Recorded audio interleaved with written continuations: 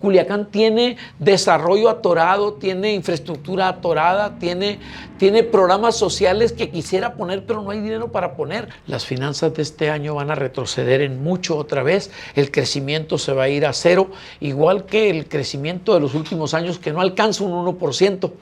Entonces, creo que el número se lo dan ellos solos, porque al final hablaban de crecimiento del 6%. Que digo, no estarían nada malos porque no los hemos crecido nunca, pero pues es una más, pues, claro. una mentira más de las tantas que desafortunadamente nos han echado. La gran responsabilidad de un líder en las organizaciones es trabajar y buscar por el beneficio de aquellos afiliados a quienes representa, de aquel sector al que representa.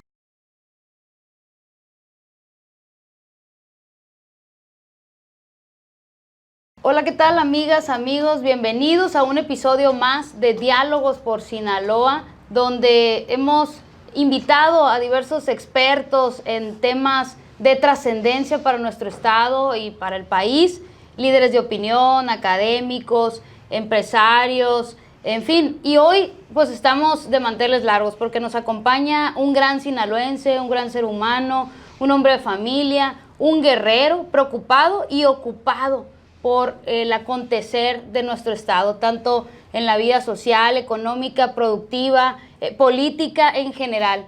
Muchas gracias, Sergio Álvarez, por aceptar la invitación a grabar este episodio de Diálogos por Sinaloa. Y yo pudiera decir mucho de ti porque hay una amistad, hay un reconocimiento a tu trayectoria, pero me gustaría que, además de agradecerte de nueva cuenta la oportunidad de aceptar ser parte de este episodio, que tú les dijeras quién es Sergio Álvarez.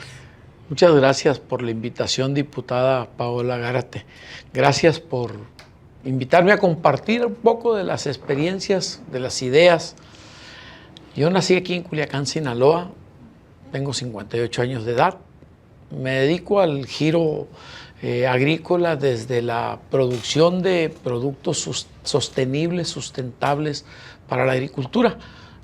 Dirijo una empresa que hoy se ha convertido en un grupo empresarial y tengo actividades en el país y en algunos otros países.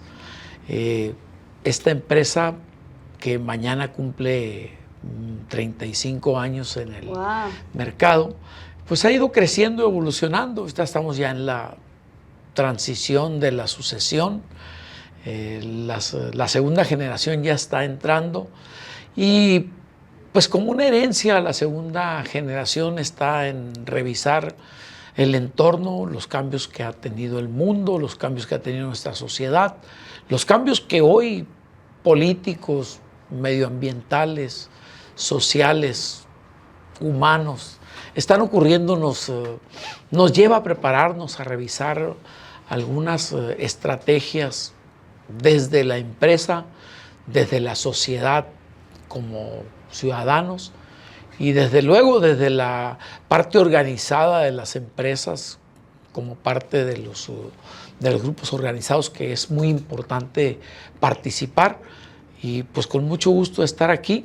Me nace decir que afortunadamente tengo 9 nietos que me adoran. Tengo mi esposa con 40 años de matrimonio, mis 3 hijos que hoy están integrados en la empresa y pues bueno, pues soy tuyo para cualquier comentario y preguntas que estaría encantado de compartir. Excelente. Pues bueno, recientemente participaste en uno de los conversatorios que se han realizado en nuestro estado, en el tema hortícola, en el tema del campo. Y para entrar en materia, sí me gustaría saber desde tu óptica, ¿cómo ves la economía de Sinaloa en este momento? Sí, esta economía provoca acciones de manera necesaria. En las evaluaciones que tenemos, Sinaloa es una economía primaria en su esencia y en su vocación.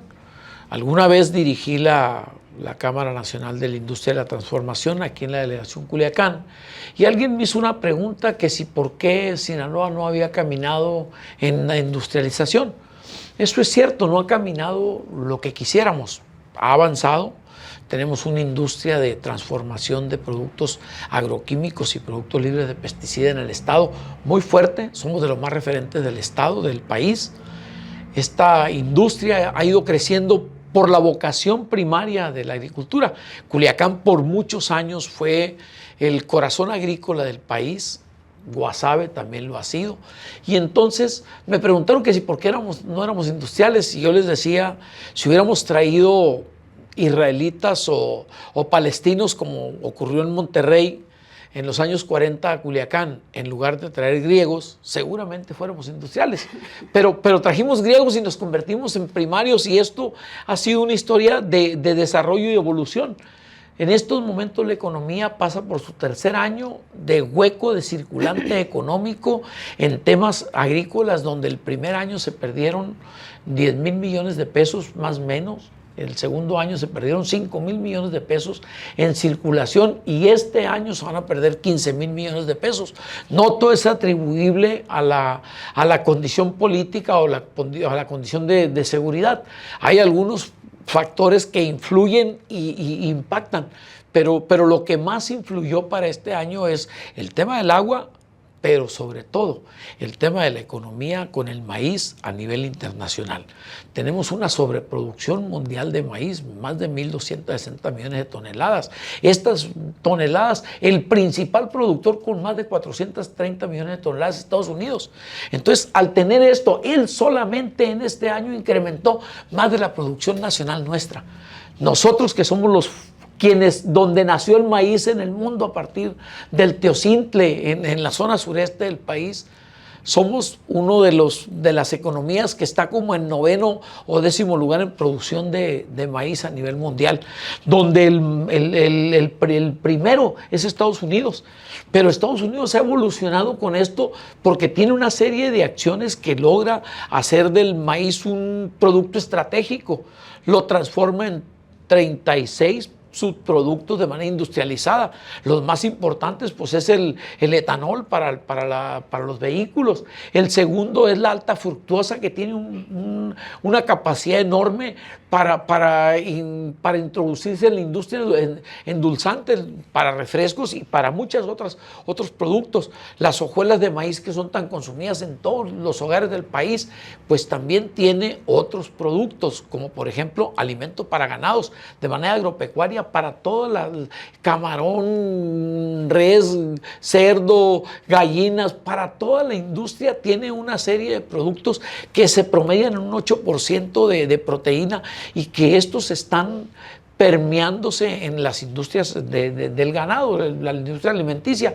Entonces, al tener tantas alternativas, el subsidio es un implemento, un motor que permite que circule y que genere una serie de actividades adicionales, y por tal motivo ponen el precio a nivel mundial. Ellos son los referentes del precio. Nosotros, al entrar al Tratado de Libre Comercio en el 91-92, cuando al entrar al tratado, el campo, el maíz, se queda segmentado a la deriva, porque cedimos algunas cosas y ganamos otras. Al ceder, cedimos en el campo, y acordamos en ese entonces, gobiernos priistas de ese entonces, que había que apoyar y subsidiar al campo para mantenerlo fuerte como una industria importante. Pero esto se ha ido rezagando y rezagando. Los apoyos han dejado de venir, no solamente los apoyos, todas las actividades que tenían que ver como soporte. Por ejemplo, la Financiera Nacional, los fondos de desastres, por ejemplo, las semilleras que había antes para producir semilla, y otras tantas actividades que estaban ahí y que ayudaban con los seguros agrícolas, que ayudaban con los desastres. Todas estas actividades le daban un soporte a esta industria. Empezamos a sembrar maíz y pasamos de 2 toneladas a 12 toneladas. Hoy traemos un promedio de 10 toneladas por los que están bajos, pero hay productores de 18. Entonces, sí tenemos productividad, hablando del maíz, pero En general el campo es un desastre en hortaliza, hoy por los aranceles para el tomate, hoy por la competitividad, hoy por las condiciones de incrementos de costos, de precios y de condiciones legislativas que al aparecer leyes y reglamentaciones les han ido incrementando la vida y el costo a los productores, finalmente restándoles competitividad. Y al perder competitividad, perdemos ingresos. Este año va a ser muy fuerte en un retroceso para la industria agropecuaria en exportación. Va a haber una caída adicional a todos los otros indicadores que vive Sinaloa, están los que vive el país. Entonces, ¿cómo calificarías la economía de Sinaloa en este momento? Una economía que tardará alrededor de 20 años en recuperarse, una economía lenta donde las empresas más pequeñas empiezan a desaparecer, una economía donde la pobreza se incrementa, no así la pobreza extrema, porque los programas sociales han ido a impactar en la pobreza extrema, pero toda la clase media que formaba nichos de producción, hoy un productor de 100 hectáreas de maíz es clase media o abajo de clase media. No hay una ventaja por sembrar 100 hectáreas. Son los megaproductores de 2.000 hectáreas, 1.500 hectáreas, los que han logrado convertirse en grandes productores, pero ellos son los que más producen y a los que menos les impactan en toda la cadena porque hacen con kilos lo que no pueden hacer con precio. Entonces, este desacomodo de la economía va haciendo que los más pequeños vayan dejando de producir, los productores vayan rentando la tierra y se vayan segregando en deudas tras deudas donde no se le mira la salida al túnel. Si ahora a esto le sumamos los sectores secundarios que están sufriendo por la falta de circulación del dinero, esto también les pega. Si a esto le sumamos la falta de actividades que el gobierno ha establecido para los sectores productivos, para incentivarlos y motivarlos. Todas estas falta de políticas nos han afectado desde luego y afectan la economía del Estado. Claro, tocaste un punto bien importante y en ese sentido va la siguiente pregunta. ¿Cómo calificas o cómo ves que se encuentran ahorita las empresas en nuestro Estado y los empresarios en general? Sí, en general han cerrado más de 1.700 empresas, yo creo que hay más. Hay un tema de la informalidad que está creciendo, aunque está cayendo. O sea, ¿cómo se explica esto? Bueno, hay más personas informales, pero muchas ya están desapareciendo porque no hay forma, no hay a quien venderle. La oferta y la demanda están deprimidas ambas. Y si hoy sumamos que veníamos haciendo crecer una economía con China donde el déficit que estábamos acumulando por comprarle más de lo que vendíamos y que esto parece ser que enojó a Estados Unidos porque el día de antier le suspendieron operaciones a 400 empresas que importaban productos de China, lo cual para México no es bueno, pero es una economía que se estaba moviendo, hoy se va a parar. Esta otra economía secundaria que aparecía y que es muy informal en su esencia, hoy se está parando, pero muchas industrias que dependían de Asia y que son nacionales, como la del calzado, hoy están demolidas, como la de las telas para hacer ropa, están demolidas. Las industrias que se dedican a la transformación están deprimidas, están cayendo. Las industrias como el mezcal, por ejemplo, trae un 70% acumulado de impuesto. ¿Qué industria sobrevive con un 70% de impuestos? No hay forma de hacerlo. Se están abandonando los campos donde tenían toda la producción de mezcal o la producción de agave. Se están abandonando porque no hay futuro, porque hubo un cambio en la ley que hoy el impuesto se genera en razón de la cantidad de alcohol. Y esto es bueno hacia adentro, pero hacia afuera es pésimo, porque dejamos de ser competitivos, le damos competitividad a otros países cuando el agave, el tequila, el mezcal y la cerveza son las puntas de la exportación de la economía. Entonces, al pasar estas cosas, desde luego que se están deprimiendo. Lo que estaban importando más son estos sectores, pues hoy se van a caer. Claro. Híjole, complicado entonces el escenario de las empresas y de las y los empresarios. Sí, muy complicado. Estuvimos insistiendo mucho al gobierno con apoyos que tuvieran que ver con bajas de impuestos, incentivar la atracción de empresas, incentivar zonas industriales, aparición de zonas industriales que pudieran hacer más atractivos el nearshoring. Pues nada de eso sucedió. Hoy el nearshoring nos pasó por un lado y desafortunadamente la economía del Estado pues no tiene el flujo ni en la acuacultura, ni en ganadería, ni en agricultura, y esta falta de flujo están degollando la economía. Y no hablemos de los flujos negros que por muchos años circularon en Sinaloa y que hoy tampoco van a circular, ¿no? Claro. Y en ese sentido, Sergio, ¿cómo evalúas la política económica que ha aplicado el gobierno del Estado en este año que ya llevamos de crisis de inseguridad en Sinaloa? Sí, pues el gobierno del Estado ha establecido políticas, como diría Pirro en una de las batallas, otra batalla de estas y seguramente vamos a fallecer, vamos a morir, porque al final son victorias que son derrotas cuando hablamos de dar apoyo a la parte más vulnerable, pero dejamos de lado la productividad. Pues estamos decayendo en productividad, y caer en productividad es caer en los ingresos, y caer en los ingresos es caer en el retraso. Culiacán tiene desarrollo atorado, tiene infraestructura atorada, tiene programas sociales que quisiera poner, pero no hay dinero para poner. Tiene una serie de temas que no ha resuelto. Hay 50,000 asuntos que están en el tintero, como el parque de carga en Mazatlán, como el puerto de Dimas, como el desarrollo de la GPO en Mochis, como la terminación de otros proyectos que tienen que ver con el impulso, que el periférico, el circuito interior, las vialidades de Culiacán, la infraestructura que necesitamos, la educación, la salud, temas que faltan, pero no hay recursos para hacerlo. ¿De qué sirve darle al que menos tiene si no le alcanza para los medicamentos? Porque curiosamente hoy la salud es lo más caro que hay, y si van al sector salud hoy con el Bienestar, tampoco hay medicamentos para darles. En realidad estamos pasando por una crisis complicada, y si a esto lo sumamos con lo federal, nos acordamos mucho de una frase que nuestro expresidente Andrés Manuel López Obrador dijo: hay que acabar con la clase media porque son aspiracionistas. Pues van muy bien, la verdad es que va excelentemente bien el ejercicio. Desafortunadamente la clase media es el escalón del crecimiento para los grandes industriales, es la parte aspiracional. Queda muy alto el otro escalón para brincar de muy pobre a muy rico. A lo mejor haciéndose político se logra. Y no, para quienes somos por vocación, por convicción, con congruencia, y que buscamos sí aportar y contribuir en la responsabilidad que tenemos, no te hace rico.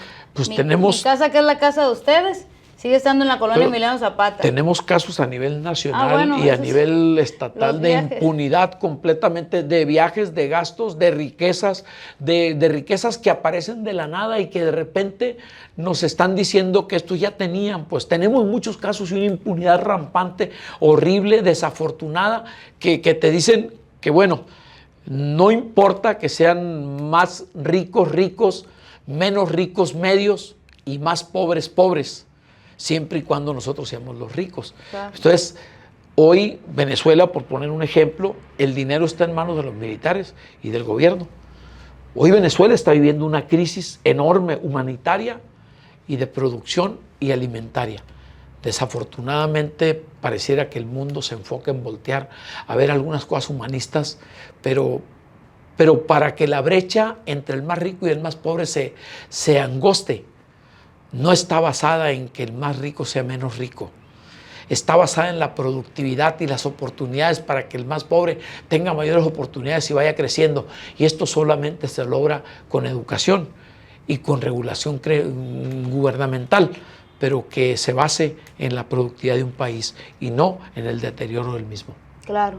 Y en esa evaluación de política económica entonces del gobierno estatal, Si tuvieras que darle un número del 0 al 10, ¿cuál le darías? Sí, creo que ellos mismos se lo dan. Las finanzas de este año van a retroceder en mucho otra vez. El crecimiento se va a ir a cero, igual que el crecimiento de los últimos años, que no alcanza un 1%. Entonces, creo que el número se lo dan ellos solos, porque al final hablaban de crecimiento del 6%. Que digo, no estarían nada malos porque no los hemos crecido nunca, pero pues es una más, pues, claro. una mentira más de las tantas que desafortunadamente nos han echado. Totalmente. Y en ese sentido, ¿qué medidas tú consideras que son necesarias? ¿Qué medidas económicas son necesarias de manera urgente, ahorita, a inmediato plazo, a mediano plazo, a como estás catalogando la situación que está viviendo actualmente? El macro necesita una revisión profunda donde la certeza jurídica se convierta en una acción transparente y con credibilidad para que pueda llegar la inversión internacional. En el plano estatal necesitamos ser atractivos de inversión extranjera. También necesitamos buscar acciones que nos lleven a diversificar en el campo sinaloense, porque el campo en su condición está migrando. Hoy tenemos problemas con los precios de frijol, de garbanzo, de maíz. Hoy tenemos un arancel con tomate. El país entero lo está padeciendo. Lo que tendríamos que hacer, esto lo va a pagar, esto es transitorio, no puede ser por mucho tiempo, pero porque lo está pagando el usuario final. O sea, y esto es incremento de costo de vida y donde quieran, a esto se le llama inflación. Claro. Entonces, lo que tendremos que hacer es ponernos creativos, buscar mercados, ampliar mercados. Tenemos que hablar de un aeropuerto de carga, hemos hablado mucho, el de Matlán está incompleto. Tenemos que hablar de él, que esté cerca de las zonas productivas. Buscar mercados diferenciados, productos de alto valor, empezar a trabajar más en trabajo coordinado, colaborar entre los que formamos parte del sector privado, colaborar entre nosotros, formar empresas que ayuden a las empresas que están en el Estado para poder activar las economías. Esto no puede ser a costa de sacrificar comprar a mayores precios, sino a costa de buscar ser más competitivos todos para acercarnos al mercado. Estamos viviendo situaciones muy atípicas en la seguridad, en la impunidad, en los cambios legislativos. Estamos viviendo situaciones muy atípicas medioambientalmente, en geopolítica. Estamos viviendo condiciones atípicas con el nearshoring, con las crisis, pero las economías siguen deprimiéndose y parece que no estamos moviendo las fichas que tenemos que mover o tomando las decisiones que tenemos que tomar, porque cada decisión que tomamos pareciera ir en contra de reimpulsar lo que deberíamos impulsar, que es la reactividad, reactivar las economías del Estado, reactivar las economías a nivel nacional. Creo que tenemos un brete, tenemos un problema serio, y tenemos que sentarnos, hacer lo que hicimos el sábado pasado, en el revisar el futuro, coordinarnos, colaborar entre nosotros, impulsar economías, diversificar lo que hacemos, buscar otros mercados, salirnos a buscar otros mercados, y aquellos que no pueden salir de otros mercados pero tienen un producto y pueden subirlo en empresas que ya están saliendo, que lo suban, que aprendamos a colaborar unos con otros para impulsar lo que estamos haciendo, porque es la única manera de salir adelante. Estamos en un modo de sobrevivencia. Totalmente. Y das pie con esto último que comentas a que pueda hacerte el siguiente cuestionamiento, Sergio. ¿Qué papel tú crees que deben de jugar las y los empresarios y sobre todo las diversas cámaras y organizaciones empresariales o sociales, civiles, para la recuperación económica de Sinaloa? Las cámaras representando a los empresarios, a los diferentes sistemas de empresarios, son órganos de consulta, son contrapesos. Su responsabilidad es ser los sensores de la sociedad y anunciar lo que está mal, porque cuando se callan dejan de cumplir su propósito. La gran responsabilidad de un líder en las organizaciones es trabajar y buscar por el beneficio de aquellos afiliados a quienes representa, de aquel sector al que representa. De hecho, al país le conviene, al gobierno le conviene que estos órganos sean activos, sean participativos, sean propositivos, que estén integrándose e interactuando con los congresos, que estén interactuando con las autoridades que nos gobiernan, con los poderes que están funcionando, porque a partir de esta construcción pueden salir ideas que no han salido. De nada sirve un lugar donde el único que tiene la razón es el presidente o el gobernador. Si una sola persona tiene la razón y todo el mundo está dándole la razón, salimos sobrando todos, ocupamos ideas discrepantes, ideas que propongan, que difieran, que tengan esa búsqueda de la divergencia para encontrar la convergencia enriquecida. Ese propósito es el que tienen estas cámaras y estos organismos. Necesitamos proponer, organizarnos, trabajar, pero sobre todo hacer de ese organismo, el órgano de consulta y órgano de contrapeso. Ese es el deber ser de las cámaras en sí. Y primero, ¿lo ves actualmente? ¿Crees que están cumpliendo el propósito?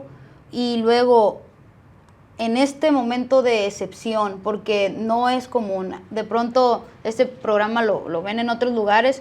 Y sí me han hecho comentarios de, oye, Paola, pero es que en Sinaloa siempre han tenido la situación compleja en materia de seguridad. Y mi respuesta, no sé si tú la compartes, es sí, pero nunca en la historia de nuestro estado, jamás una situación como la que hoy tenemos viviendo de manera prolongada ya, pues un año de esta narcoguerra, narcopandemia, donde pues no vemos que actúe el Estado y las acciones, pues sí, llegan más elementos de seguridad, ya nos tocarían de 4 elementos por casa casi, pero pues, y hay algunas detenciones, son importantes sí, pero no paran los asesinatos, no paran los secuestros, no paran las balaceras, no paran los narcobloqueos, eso no para, y llegan los elementos ya que ocurren los hechos, ¿no? Claro. Entonces, ante esta situación de excepción, en el propósito, que tú valorarás si lo están cumpliendo o no, ¿qué habría que hacer, además de ese propósito general que siempre debiera imperar, de razón de ser, de existencia de estas cámaras, hoy, en esta situación, qué debieran estar haciendo o qué deberían de empezar a hacer a partir de ya? Claro, las cámaras tienen directrices nacionales, la gran mayoría. Las directrices nacionales necesitan hacer una reflexión profunda sobre el cómo impulsar y coordinarse entre ellas, el Consejo Coordinador Empresarial, la CONCAMIN, los organismos que agrupan y confluyen estas organizaciones. Han hecho sus esfuerzos algunas y hay que reconocerlo. Algunas otras, pues de algún modo han tratado de mantenerse al margen de las discusiones. Hay temas de los que quisieran no tocar muchos porque pues hablar de seguridad es un tema riesgoso para cualquier ser humano. Sin embargo, pues son temas que están en la calle, o sea, los tenemos en riesgo al no declararlos, pero los vivimos cuando estamos en un semáforo y nos toca una garra enfrente de nosotros. O sea, yo no sé si hay alguien que no le haya tocado eso, pero creo que a todos nos tocó ya, porque todos los días en las calles pasan estas cosas. Desafortunadamente hay unas crisis donde se sube un delito y baja otro, se modifica el tipo de delito, pero el delito no baja, pues porque se convierte en un delito que se modificó, porque pasan de asesinatos a desapariciones. Y las desapariciones, la cantidad de desapariciones son enormes. Y entonces cuando parece que ya se está domando la curva, aparecen unos brotes y otros, y de repente se ha una alza en robo de vehículos, que es el indicador de la siguiente conflicto, porque al final hemos logrado hasta poder hacer mediciones de lo que sigue. Se viene otro pleito y como si lo hubiéramos medido, ocurre. Entonces, lo que tenemos que hacer como sociedad es reflexionar qué está pasando, y le toca también al gobierno, no solamente a nosotros, nos toca a todos reflexionar sobre lo que está pasando porque no estamos solucionando. La tecnología que hay en el mundo podría ser muy sencillo localizar y hacer que estas cosas se pararan. Tal pareciera que no podemos acudir a las tecnologías. Hoy hay decomisos históricos de droga, lo están haciendo con tecnología. Pero ¿dónde estaban todos los decomisos anteriores? O sea, porque pues, si se han agarrado 46 toneladas de droga en unos meses, 4 o 5 meses, ¿dónde estaban las otras mercancías. ¿Por qué no ha subido el precio de fentanilo en Estados Unidos? Porque no hay concordancia entre, si ya no está pasando, que ese es un discurso de Estados Unidos, pero el precio en las calles sigue siendo el mismo. Porque si el precio hubiera escaseado en las calles, esto también fuera noticia. Al final de cuentas, estos sensores con los que nos medimos nos dicen que las cosas no están cambiando, y tener una población del ejército finalmente no está logrando que bajemos los índices de violencia. No están siendo afortunados las estrategias, porque de repente ves que pararon por todo el Obregón y pusieron un retén en el Obregón. Cuando esto tiene eficiencia 5 minutos, pues a los próximos 5 minutos ya se acabó y cambió todo. Claro. La verdad que se nos ha ido como agua el tiempo, Sergio. Siempre es importante conversar estos temas y verlo desde tu óptica más. Ojalá que a quienes lo están viendo y han llegado hasta este momento, pues nos dejen su comentario, inquietud, pregunta. Sergio va a estar pendiente de ellos para atenderlos.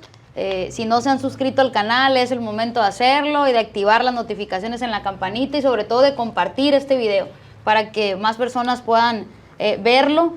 Y como bien lo dices, lo sugieres, pues es tarea de todos, reflexionar entre todos, pero sobre todo accionar todas y todos, desde las diferentes trincheras en las que nos encontremos o en las diferentes actividades en las que nos desarrollemos. Siempre podemos participar, organizarnos y ser parte de la solución y no del problema. Como organismos nos queda la gran responsabilidad a todos aquellos que pertenecemos a los empresarios, a las diferentes actividades económicas que hay en el Estado, empezar a reunirnos y a revisar cuáles son los planes a seguir, cuál es el plan A y cuál es el plan B. ¿Qué sucede si no nos hacen caso? Hoy las marchas han dejado de ser eficientes porque ya no les hacen caso y ya no hay marchas. Hace unos días vi un grupo de productores para exigir los precios de un dinero de un maíz que no les habían dado, que se los dieran, y hablar de los precios del maíz futuro. Pero eran 30.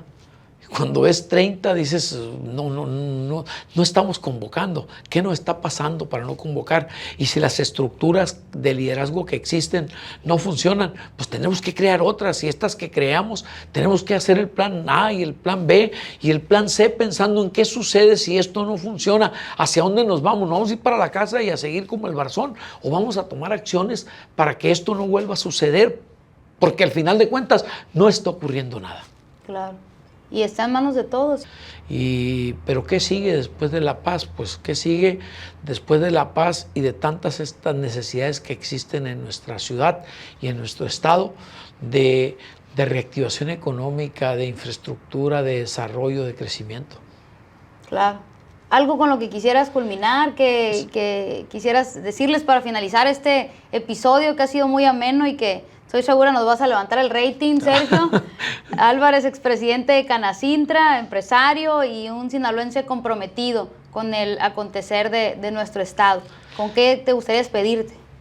A partir de la historia que tengo dirigiendo empresas y perteneciendo a diferentes tipos de organismos y actividades, siempre he visto crisis. Nunca he estado sin crisis. Esta es una crisis atípica, pero también estoy seguro que es transitoria, que va a pasar y que tenemos que buscar la forma de que pase con el menor daño posible a las estructuras productivas del Estado, porque un Estado sin estructuras productivas no es nada. Aunque nos digan que los que ponen el dinero son ellos, manejan nuestro dinero y lo manejan de una manera muy inapropiada. Tenemos que organizarnos y hacérselos ver, gritárselos y exigírselos. Nuestras actividades consisten en buscar las formas de lograr hacer que nuestra sociedad funcione y de salir de esto, que yo espero que pronto tengamos que salir, porque yo no sé si lo de los 100 años sea cierto, pero sí sé que no hay quien las aguante, ¿no? Totalmente. Cierre con broche de oro. Muchas gracias, Sergio Álvarez, por aceptar la invitación. Eres muy amable. Que espero sea la primera, pero no la última. Que vengan más. Claro, no se pierdan el siguiente episodio, no olviden compartirlo con todos sus contactos y dejarnos su comentario, su inquietud, su pregunta, si así la tienen, en los comentarios. Les mando un abrazo cargado de bendiciones. Muchas gracias.